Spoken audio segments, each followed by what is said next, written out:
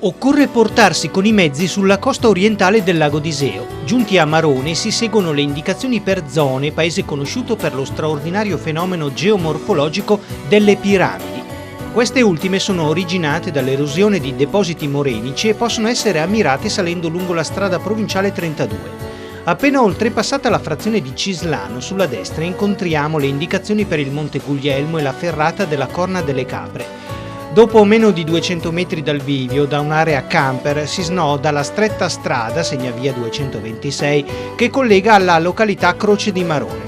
Siamo in Valle di Gasso e da questo punto in poi va valutato dove parcheggiare, potendo comunque arrivare con auto o moto fino a 10-15 minuti di cammino dall'attacco della ferrata. Gli spazi a disposizione lungo la strada sono pochi e occorre tenerne conto. In ogni caso si arriva a incrociare il segnavia 230 nelle vicinanze della località Splazza di Sopra a 1015 metri e da lì, come detto, in breve, seguendo il sentiero denominato dell'Uccellatore, si è alla partenza della via attrezzata. L'area per prepararsi e indossare kit, caschetto e guanti è ampia. Quella della Corna delle Capre, aperta nella primavera del 2018, non è una ferrata molto lunga, sono stati posati circa 350 metri di cavo metallico, ma si sviluppa in decisa verticalità fin quasi alla fine.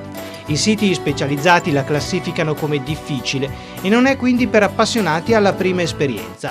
La roccia è ben arrampicabile, appoggi e appigli non mancano e il percorso è ottimamente dotato di staffe e anelli metallici che facilitano la progressione.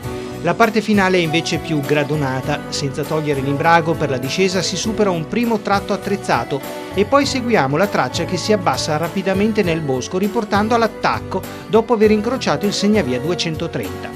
Da qui ci si riporta sulla strada. In molti abbinano la ferrata della Corna delle Capre a quella del Corno del Bene, aperta nella primavera del 2016. In questo caso, una volta sull'itinerario 230, si prende a destra seguendo le indicazioni per il Monte Guglielmo. Un lungo giro porta a immettersi sul segnavia 227 che prende quota fino all'inizio dello sperone della seconda via attrezzata. Anche quest'ultima è classificata come difficile.